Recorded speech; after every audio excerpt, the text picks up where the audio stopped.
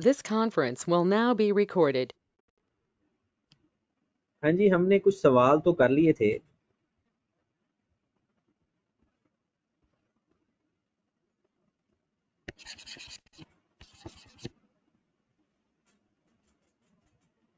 तो अभी ये क्वेश्चन आप निकालेगा, जरा क्वेश्चन नंबर 3 निकालें।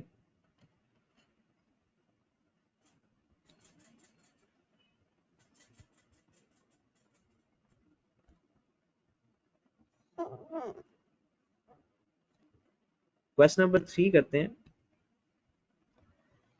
हाँ जी, इसकी ना एडजस्टमेंट में मैं साथ साथ ही समझाता जाता हूँ आपको, क्योंकि इसमें कोई मुश्किल एडजस्टमेंट नहीं है।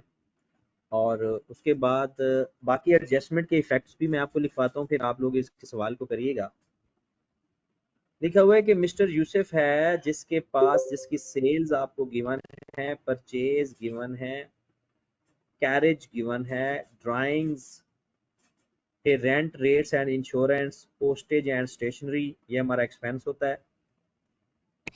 चाहे तो आप इसके साथ साथ पेपर में लिख भी सकते हैं।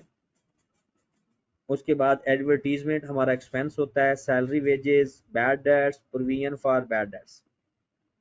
ये हमने लास्ट टाइम कॉन्सेप्ट पढ़ा था, इसको मजीद देखेंगे। बैड डेट्स भी गिवन है और प्रोविजन फॉर बैड डेट्स भी गिवन है।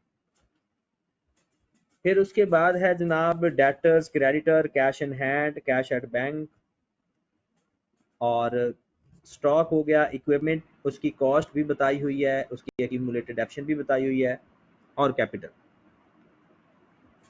सबसे पहले उसने लिखा हुआ है जी रेंट एक्रूड है, पहली एडजस्टमेंट। रेंट एक्रूड है, जो रेंट एक्रूड होता है हम क्या करते हैं, उसकी एंट्री पास होती है rent expense debit, rent payable credit, ऐसा ही होता है। एक्रूड रेंट की एंट्री जो होती है वो रेंट एक्सपेंस डेबिट हो जाता है, और लायबिलिटी हमारी क्रेडिट हो जाती है, क्योंकि अभी तक हमने पे नहीं की। तो ये जाकर रेंट एक्सपेंस में ऐड हो रहा है, बढ़ रहा है, डेबिट हो रहा है। और रेंट पेएबल क्योंकि हमारी करंट लायबिलिटी है, ये जाकर करंट लायबिलिटी में भी चला जाएगा। तो यहाँ पर आपके पास जो रेंट लिखा हुआ है, ये रेंट, रेट एंड इंश्योरेंस, इसमें जाकर जब लिखोगे तो 210 ऐड करके लिखेंगे। और इसका दूसरा इफेक्ट कहाँ जा रहा है, करंट लायबिलिटी के अंदर जा रहा है। फिर बी पार्ट में लिखा हुआ है रेट्स प्रीपेड, और जो प्रीपेड होता है उसकी एंट्री क्या पास होती है, प्रीपेड की। प्रीपेड की एंट्री पास होती है कि प्रीपेड रेट डेबिट हो जाएगा, क्योंकि हमारा एक्सपेंस प्रीपेड एसेट होता है। प्रीपेड रेट डेबिट हो जाएगा, क्योंकि जो हमारा प्रीपेड है वो हमारा एक्सपेंस नहीं होता बल्कि एसेट होता है। तो एक्सपेंस में से माइनस कर देंगे। कितनी अमाउंट है, 880। तो ये इसके अंदर ही है, रेंट के अंदर ही है, रेंट, रेट्स एंड इंश्योरेंस। तो 880 इसमें से माइनस कर देंगे, और इसको जाकर करंट एसेट में भी लिख देंगे। क्लियर होगी बात। फिर सी देखें, कहते हैं ₹211 of carriage represent carriage inward. कहते हैं जो आपके पास ऊपर कैरेज लिखा हुआ है ना, उसके बाद साथ ये नहीं लिखा हुआ था कि वो कैरेज इनवर्ड है या कैरेज ऑनवर्ड है। तो कहता है जी कैरेज, इसके अंदर ये कैरेज की अमाउंट है, कहते हैं इसके अंदर 2211 कैरेज इन है, इसका मतलब है बाकी कैरेज ऑन है। तो इसमें 2211 माइनस कर देंगे और इसको लिख देंगे कैरेज इन के अंदर, और बाकी जो आंसर आएगा उसको हम लिख देंगे कैरेज आउट के अंदर या कैरेज ऑन के अंदर। यानी टोटल कैरेज है 5144, जिसमें से उसने खुद कहा है कि 2211 कैरेज इन है। तो कैरेज इन क्योंकि कॉस्ट ऑफ सेल में लिखा जाता है, इसलिए वो यहां से निकाल के जो बाकी अमाउंट आएगी वो अदर एक्सपेंस में आ जाएगी। क्लियर होगी बात। नेक्स्ट कहते हैं equipment, equipment is to be depreciated 15% straight line method, ये सिंपल आपने डेप्रिसिएशन ले लेनी है इसका 15%, और जो आंसर आएगा वो एक्सपेंस में भी लिख देंगे और इस अक्यूमुलेटेड डेप्रिसिएशन में ऐड भी कर देंगे। मतलब 58,000 का 15% लेंगे, जो इसका आंसर आएगा उसको एक्सपेंस में भी लिखेंगे और अक्यूमुलेटेड डेप्रिसिएशन में ऐड भी करेंगे, क्योंकि उसकी एंट्री होती है depreciation debit, accumulated depreciation credit. और फिर कैपिटल है। बैड डेट्स की स्टॉक के बारे में तो आपको पता है, कॉस्ट ऑफ सेल में लिखते हैं। प्रोविजन पे आ जाए, कहता है जी provision for doubtful debts increased by 40। याद रखें, जब भी हम लिख लेते हैं, जैसे कि हमारे पास सवाल है कि आपने प्रोविजन फॉर बैड डेट्स का लेजर बनाना है, आपका ब्रॉड ऑन कितना है? आपको ब्रॉड ऑन गिवन है प्रोविजन फॉर बैड डेट्स का 130,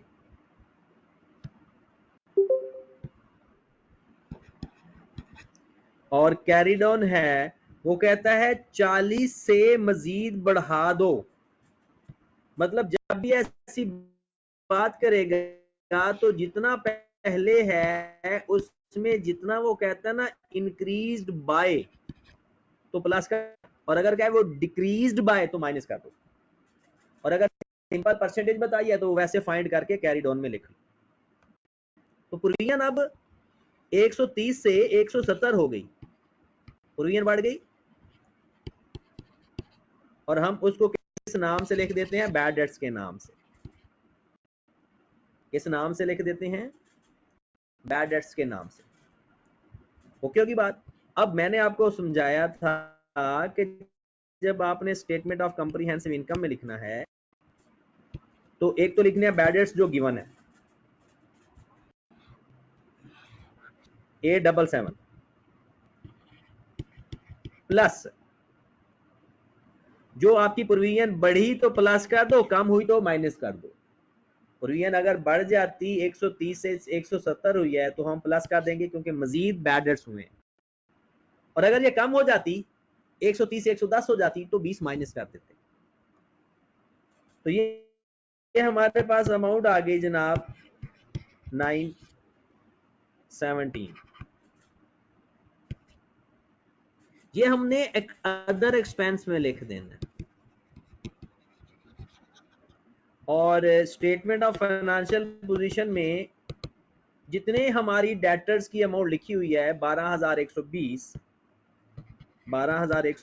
इसमें से 170 माइनस करके लिख देंगे।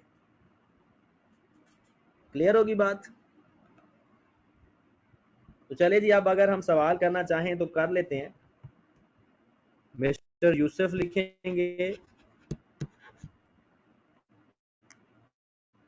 स्टेटमेंट ऑफ, ये प्रॉफिट और लॉस भी वो कह सकता है, कॉम्प्रिहेंसिव इनकम भी कह सकता है,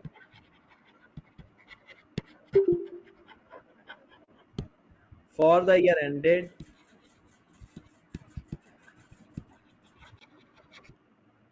हाँ जी, ईयर एंड क्या है हमारा 31 मई 2006।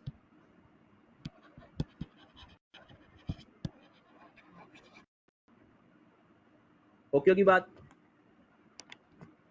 तो सबसे पहले हम लिखेंगे सेल्स। हाँ जी, कितनी कीमत है सेल्स हमारी? 138078।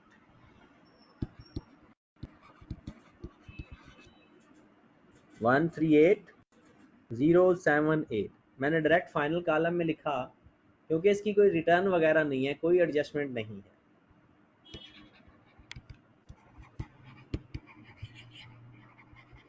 Less cost of sales. Cost of sales में ओपनिंग स्टॉक आता है, प्लस परचेजेस आता है, प्लस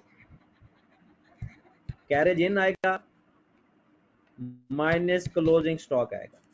मतलब हमारे पास जो जो डाटा गिवन है उसके हिसाब से, हमारे पास जो जो डाटा गिवन है उसके हिसाब से यही बातें। तो हम देख लेते हैं। सबसे पहले ओपनिंग स्टॉक हमारे पास है 11927, 11927। परचेजेज हैं हमारे पास 82350। कैरेज इन तो हमें पता है कि उसने कहा था कि कैरेज इन 2211 है।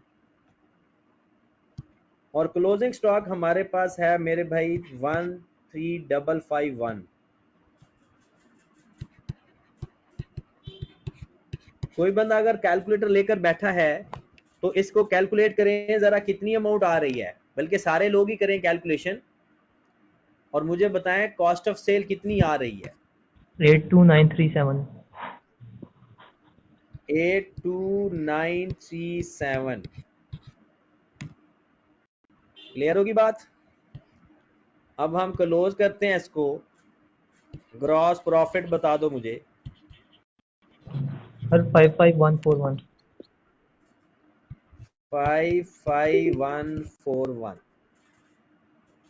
यहां तक देखिएगा सब कुछ ठीक चल रहा है। हाँ जी मेरे भाई, सब कुछ ओके है। चलें जी, फिर आप आए लेस अदर एक्सपेंसेस के ऊपर, या आप इसको ऑपरेटिंग एक्सपेंस भी कह सकते हैं। हाँ जी, अदर एक्सपेंस में हमने ऑलमोस्ट सारा काम कर लिया है। पहले कैरेज आउटवर्ड मुझे इन दोनों को माइनस करके बता दें।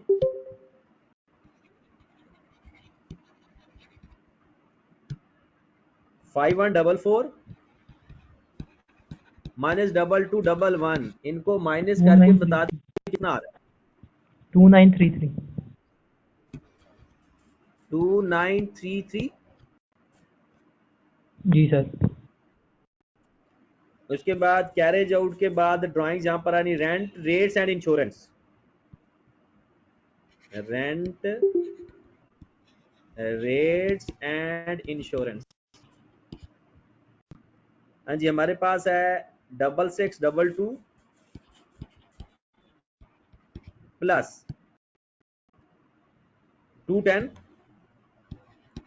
-880। ये जरूरी नहीं है कि ये वर्किंग शो करो, ये तो इसलिए मैं करवाता हूं ताकि वो साथ साथ आपको पता भी चलता जाए। तो क्या आंसर आ गया? 5952। 5952। उसके बाद पोस्टेज एंड स्टेशनरी 3001।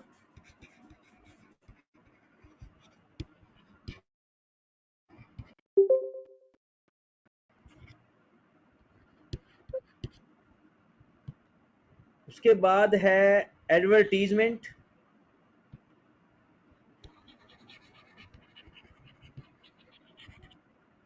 एडवर्टीजमेंट हमारे पास है 1330। इसके बाद है सैलरीज एंड वेजेस।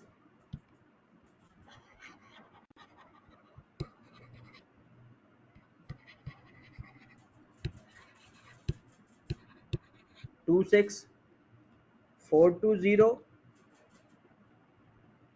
उसके बाद बैड डेट्स और प्रोविजन फॉर बैड डेट्स की हमने वर्किंग की है, वहां से आंसर उठाकर लिखेंगे। बैड डेट्स की और प्रोविजन फॉर बैड डेट्स की हमने वर्किंग की है। तो बैड डेट्स में कितनी अमाउंट लिखी थी याद है आपको? ये वर्किंग की है 917।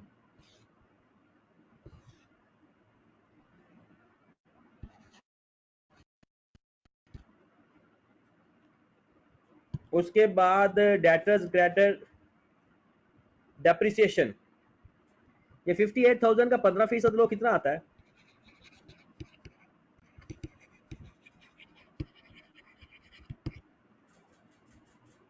58,000 का 15, 8700। 8700। जी सर। लो जी, खत्म हो गए हमारे सारे एक्सपेंसेस। देख लें अगर कोई रह ना गया हो। सारे एक्सपेंसेस रिकॉर्ड हो गए तो मुझे इसका टोटल करके बता दें।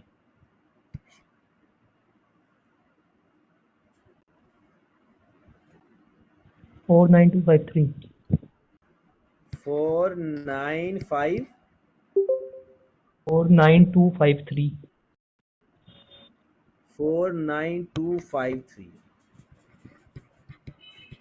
लो जनाब, ग्रॉस प्रॉफिट में ये माइनस कर दें 55141 माइनस 49253। 5888. 5888। जी सर. लो जी, ये हमारे पास नेट प्रॉफिट आ गया। अब हम चलते हैं स्टेटमेंट ऑफ फाइनेंशियल पोजीशन के ऊपर। स्टेटमेंट ऑफ फाइनेंशियल पोजीशन के अंदर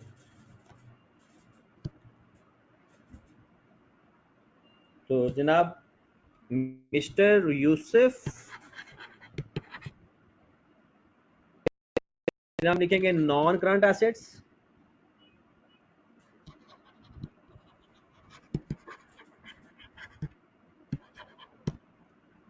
नॉन करंट एसेट्स में कौन कौन सी चीजें आ रही हैं? एक ही इक्विपमेंट आ रहा है,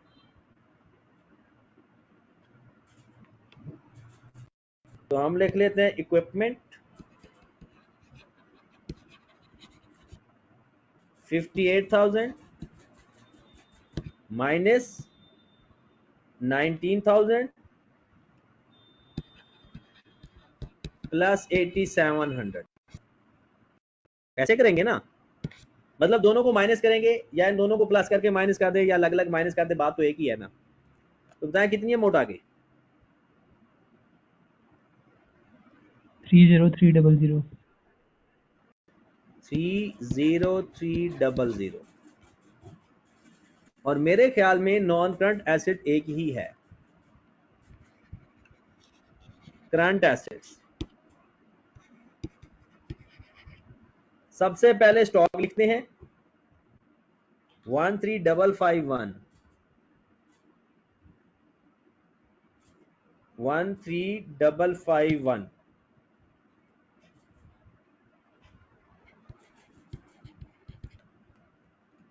फिर हम डेटर्स लिखेंगे। डेटर्स की कैलकुलेशन हम कर चुके हैं 12120 माइनस 170। ये कितना आ रहा है? 11950. 11950। फिर प्रीपेड है एक, प्रीपेड सर रेट्स है इक्विपमेंट की शायद। Value, excuse me sir, equipment की वैल्यू 47400 है। 47400, ये जो यहाँ पर जी अमाउंट आ सर, रही है इक्विपमेंट के आगे जो सर 474। है।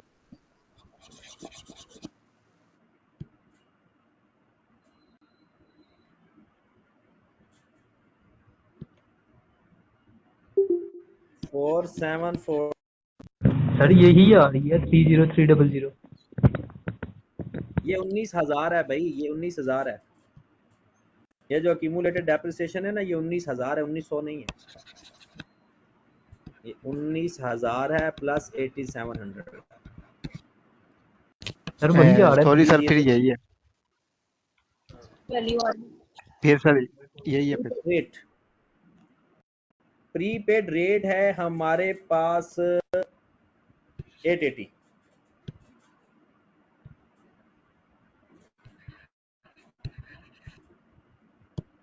फिर उसके बाद मजीद हम अपने करंट एसेट देख लें। हमारे पास ये कैश है और ये बैंक है। कैश हमारे पास आ जाता है 177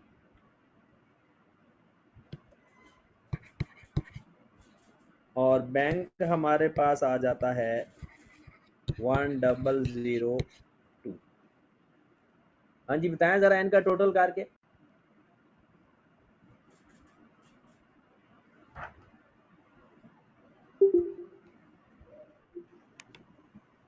सर 27560 27530 60 टोटल एसेट्स। सर 60 है 30300 में 275 डिवाइड कर दें। 7560 है। ये 560 है 30 है जी 60 है सर 560। चलें जी, प्लस कर दे दोनों को, नॉन करंट एसेट्स को प्लस कर दें और आंसर बता दें। 57860 57860। चलो जी, ये तो हमारे पास आ गया टोटल एसेट्स। और अब हम करते हैं इक्विटी एंड लायबिलिटी।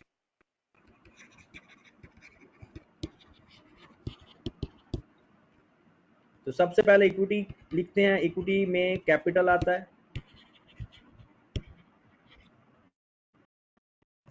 कैपिटल हमारा कितना गिवन है जनाब? 53091। 53091 प्लस इसमें नेट प्रॉफिट किया जाता है जो कि आया है 5888। ड्राइंग्स हैं या नहीं? ड्राइंग्स भी हैं 7800।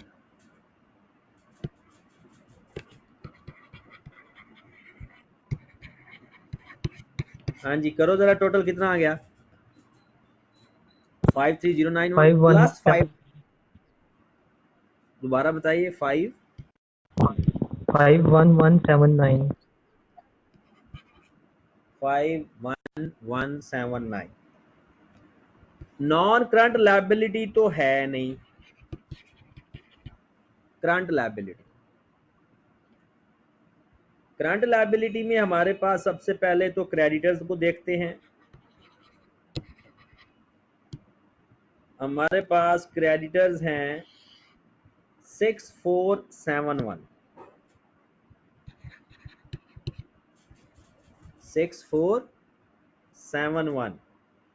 फिर एक्रूड रेंट है 210, वो जो एडजस्टमेंट में था। और मेरे ख्याल में कोई लायबिलिटी नजर नहीं आ रही, तो इसको प्लस किया तो ये बन जाएगा 6681। Total equity and liability. हाँ जी, बताएं जरा। 57860 57860। 57860। क्लियर होगी बात? चलें, ये तो क्वेश्चन हमने पूरा किया है, बट अगला क्वेश्चन ना मैं आपको उसकी सारी एडजस्टमेंट के इफेक्ट बताता हूं और वो आपने सवाल खुद करना है। आ जाए जरा क्वेश्चन नंबर 4 पे। इसमें पढ़ते जाते हैं, अगर आपको कोई ऐसी बात नजर आई तो वो हम डिस्कस कर लेंगे।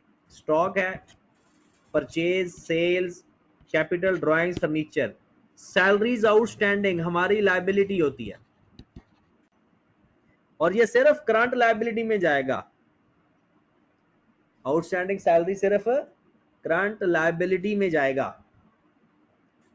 ठीक है, ये सैलरी नहीं लिखा हुआ, ये आउटस्टैंडिंग सैलरी लिखा हुआ है।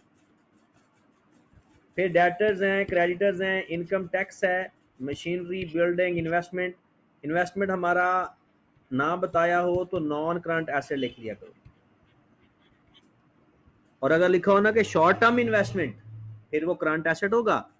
लॉन्ग टर्म इन्वेस्टमेंट या साइलेंट हो तो हम उसको नॉन करंट एसेट में लिख देंगे। वेजेस, सैलरी, एक्सपेंस और कैश, और ये चीजें आपको पता है। बिल्डिंग की 2% डेप्रिसिएशन है, मशीनरी की 5%, फर्नीचर की 10%। सबकी डेप्रिसिएशन लेकर एक्सपेंस में भी लिखेंगे और अपने अपने एसेट से माइनस भी करेंगे। ओके होगी बात।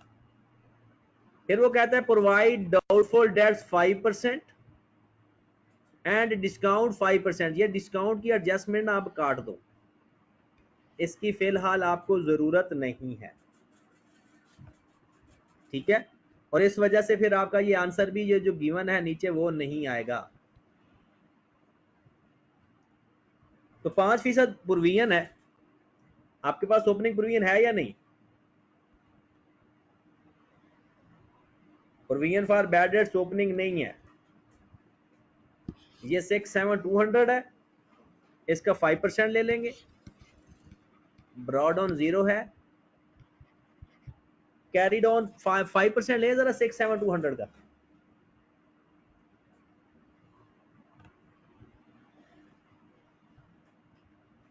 कितना आ सर रहा है? 3360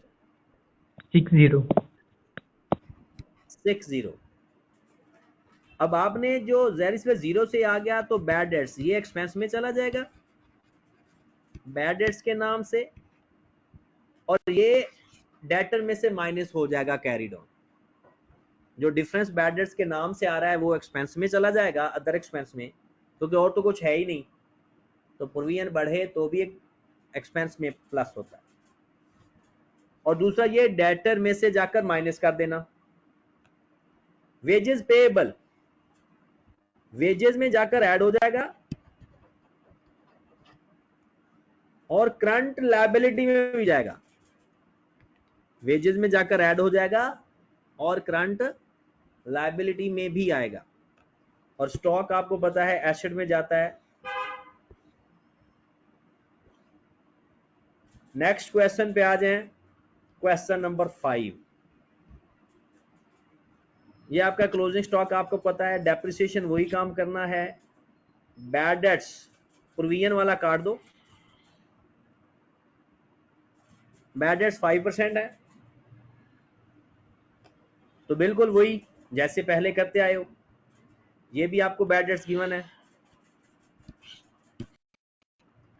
पहले प्रोविजन लेते हैं, अगर प्रोविजन गिवन है तो 3200 की प्रोविजन आपको गिवन है ब्रॉड ऑन, और कैरीड ऑन है 5% ऑफ डेटर, 5% ऑफ डेटर्स। तो डेटर्स का 5% ले लें तो कितना आ जाएगा? 450। 2250 कैरीड ऑन कितना आ रहा है? सर 2250 2250। डेटर्स कितने हैं हमारे? सर ये ये बिल काउंटर रिसीवेबल, माइनस नहीं होगा माजरत, ये बिल 4000 रिसीवेबल है, वाला? माजरत ये है, 45,000 ये डेटर्स हैं, इसका 5% लेंगे। 2250।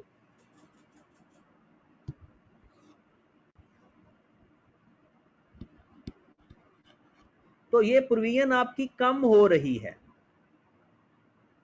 कितनी कम हो रही है बताएं जरा? 3200 से 2250 950 950। लो जनाब जरा गौर फरमाइएगा, आपके बैड डेट्स पहले पड़े हैं 800 के, प्रोविजन डिक्रीज हो रही है तो माइनस होगी, आंसर आएगा आपका -150। इसको आप अदर इनकम में लिखोगे, क्योंकि आपका जो अदर जो प्रोविजन कम होती है ना, तो वो एक तरह की इनकम होती है। तो 800 बैड डेट से प्रोविजन रिवर्स 950 से हो रही थी, तो आपका नेट 150 ये अदर इनकम में आ जाएगा।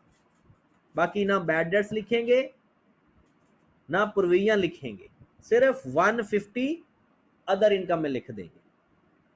और दूसरा डेटर की अमाउंट से 45,000 में से ये कैरीड ऑन माइनस करके लिखेंगे। ओके होगी बात। फिर वो कहता है commission 1300 earn but not received. 1300 का कमीशन आपने अर्न कर लिया लेकिन अभी तक रिसीव नहीं हुआ। Commission receivable, commission receivable. तो अगर आपके पास कमीशन की अमाउंट है तो ठीक है, वरना इसको एक अदर इनकम में लिख देंगे और दूसरा करंट एसेट में लिख लेंगे। यानी 1300 को अदर इनकम में भी लिखेंगे और करंट एसेट में भी लिखेंगे। Rate and taxes 800 paid in advance, मतलब टैक्सेस आपने प्रीपेड कर दिए, तो आपने टैक्सेस के अंदर 800 माइनस कर देना है और ये 800 आपने जाकर करंट एसेट में भी लिखना है। हाँ जी, अगली बात इंपॉर्टेंट है, वो कहता है कि creditors include a debt of, अच्छा ये गलत हो गया यार, माजरत, क्योंकि वो नीचे एक एडजस्टमेंट भी है, इसकी एडजस्टमेंट करने के बाद डेटर्स के ऊपर वो अमाउंट लेनी है। ये पढ़ो जरा, क्रेडिटर सर ये मैंने आपको इंक्लूड, कहा था अभी थोड़ी देर पहले। माजरत जैन भाई, माजरत, वो मैंने सुना नहीं शायद। Creditor include a debt of ₹4000 to mister Naik who is also included in the list of debtor ₹5000। मतलब मिस्टर नाइक हमारा डेटर भी है और क्रेडिटर भी है। वो कहता है set of before calculating provision, कहता है प्रोविजन कैलकुलेट करने से पहले इसको सेट ऑफ करें। तो सेट ऑफ की एंट्री क्या होती है भला? क्रेडिटर्स डेबिट, डेटर्स क्रेडिट किस अमाउंट से भला? 4000 से। तो क्रेडिटर में से भी 4000 माइनस कर देंगे, जहां पर भी आपको क्रेडिटर नजर आएंगे इसमें से 4000 माइनस कर देंगे और इस 45,000 में से भी पहले 4000 माइनस करेंगे, 41,000 का 5% लेंगे 45,000 में से, क्योंकि डेटर्स में अगर कोई एरर हो या कोई रेक्टिफिकेशन हो या कोई एडजस्टमेंट हो, पहले वो करने के बाद प्रोविजन लेनी है। तो 45,000 में से 4000 पहले माइनस किया, फिर जो 41,000 का 5% लेंगे और यहां पर दोबारा लिख लेते हैं 3200 ओपनिंग है, कैरी ऑन कितना आ गया? 41,000 का लें जरा 5%, 2050। 2050। अब फिर बैड डेट्स के नाम से कितनी अमाउंट आ जाएगी? 250। 1150 है मेरे ख्याल। कितना? 1150। 1150। अब हमारे पास बैड डेट से 850, सॉरी 800 माइनस 1150, तो माइनस 350 आ गया। -350। तो ये 350 जाकर अदर इनकम में चला जाएगा। ठीक है जनाब, बाकी सवाल हमारा डिस्कस हो गया है, ये आपने खुद कर लेना है। अच्छा, इसके अंदर एक पैटी कैश है, पैटी कैश हमारा करंट एसेट होता है, कैश है ना, करंट एसेट, वो जो छोटे मोटे एक्सपेंसेस के लिए हम कैश अलग करके रखते हैं। लो जनाब, आपने जो सवाल करने हैं, एक तीसरा दोबारा करना है, तो चौथा और पांचवा ये अब लाजमी करने हैं, अब तो कोई गुंजाइश नहीं है हमारे पास। ठीक है, और कल मैं क्लास में ये चेक करूंगा सबके सवाल, तीसरा भी, चौथा भी और पांचवा भी। ठीक है मेरे भाई, कल इंशाल्लाह बेसिक का लास्ट लेक्चर होगा और फिर हम अपने बड़े सवालों पे चले जाएंगे। ओके जी, अल्लाह हाफिज।